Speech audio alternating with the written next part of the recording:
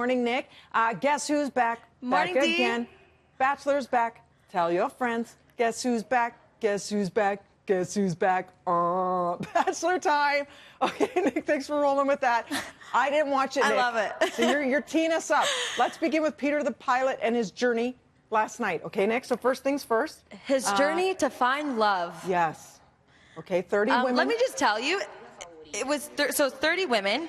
Day one. It was a 3-hour episode, so a lot happened. First, they had their first rose ceremony. We got to meet all the women. So let's start with that.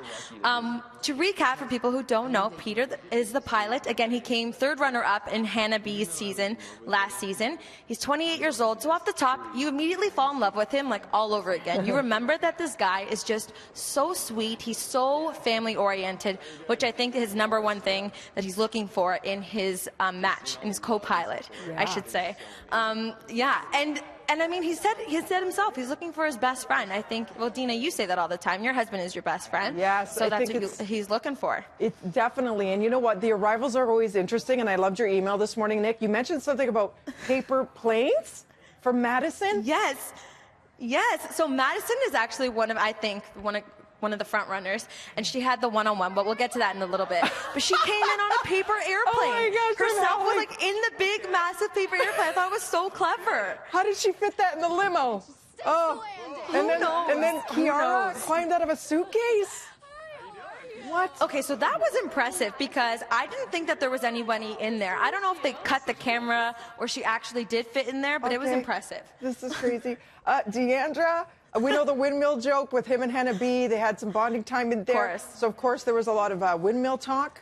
Hello there. Oh, yeah. Her opening line was, "I'm going to be your number 5. Number 5. Well, because you know it was 4 times with Hannah.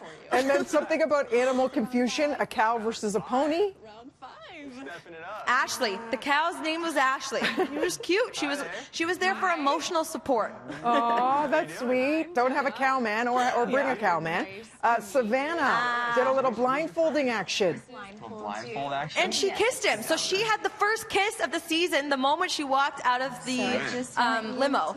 So she said she was wanting to be bold. I don't know if that's bold or just like bad dating etiquette. Yeah, I don't know, Dina. This is 50 Shades of No Way for me. You know what I'm saying, Nick? It's a bit weird. It's a bit forced. I don't know if that's how you want that first kiss to be. No. I'm old-fashioned. Like, wait for him to kiss you. Come Yes, 100%. Then there was the one-on-one date. Okay, so this was with Madison, and they went flying. How apropos.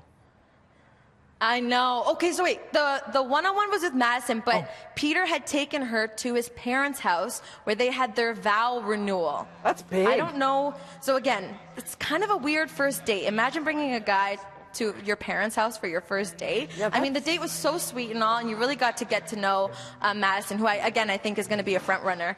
She's very close with her dad. She was an athlete. She seems very fun and adventurous. So the date went off really well. She got a rose, and of course they had the country band come and sing. Everyone was dancing. They kissed. Fireworks went off, and so it was a really cute first one-on-one for sure. Yeah, that's a lot. That's a lot to pack into a first date in terms of pressure. She seems to handle it quite well. And then we have to talk about the return of his ex, Hannah B. Is it over? Is it not? I know this morning, Google, Twitter was lit. I can't wait for you to watch this because it was the most cringe-worthy TV I think I've ever seen. So Hannah kind of came in to the date, and she was hosting it, and she's standing on stage, and these girls are supposed to tell intimate stories about their first time. And Hannah tells the story about her and Peter in the windmill to all the women that he's just about to date. Awkward. Like, talk about awkward.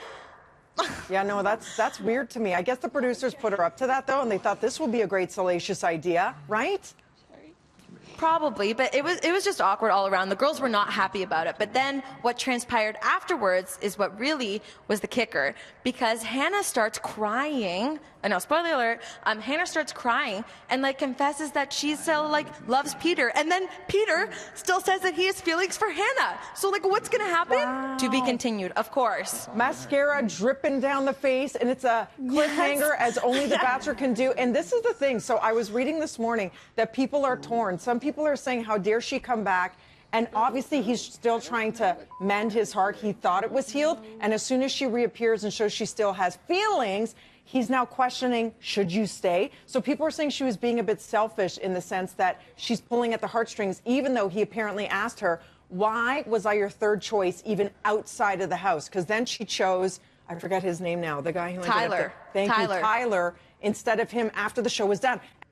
And Bachelor Nation saying, if you still had feelings for him, why didn't you try and make this work then or before the launch of the show? Why tear him to pieces again now? And they think it's a bit selfish. I can kind of see that. I could totally understand that people are feeling that way. I kind of felt that way off the top, but then I have to admit, when I did see her cry and get emotional, I thought to myself, like, she, I think, just realizes she made a really big mistake. Yeah. And I think when you separate yourself from the show, like when she had that time off, things are really able to kind of sink in, and watching it all back, of course, too. Imagine being able to watch all your mistakes. Yeah, that's bad. That's rough. That's Me what they sign up for. Yeah.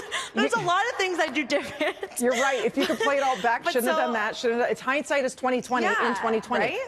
There it is. Yes, exactly. Do you think she's going to stay? So a part of me, I don't know. I think for herself, I don't think she'll be able to stay, but I do think there's unfinished business there, and I feel sorry for them because I'm always a believer in like true love and original love, and so I would want them to be together, but at the same time, I know it's not fair to Peters and the other women. So yeah. I'm really excited to see what happens next week. And you know what? There's got to be a reason why she didn't choose him. Like, if he was her everything, I do believe she would have chosen him then. You know what I'm saying? Yep. So in her mind, there was something more that she needed. It wasn't the perfect puzzle piece. It wasn't the co-pilot. It was the no pilot. You know what it might be, too? That she's, like, alone now, right? So she's thinking, like, oh, maybe I should try for him. Or she's just, like, feeling the like, missing piece. So she's grabbing at whatever she can, thinking, oh, maybe it is him. You know? Now she sees all these women vying for his love. And you rewrite history, and you only look at the pluses, and you forget the negatives, which is always a great tip. Good relationship tip. If you had a breakup for whatever reason, try to remember why you broke up as opposed to the good stuff, because you might go back and make the same mistakes with the person. I wish you told me that a long time ago, because I've learned that lesson the hard way. But now moving forward, I give that advice to people as well. Yes, my sister's the one that woke me up with that one. Thanks so much, Nick. We've learned a lot today. See, who says The Bachelor doesn't have answers? It does, I tell you.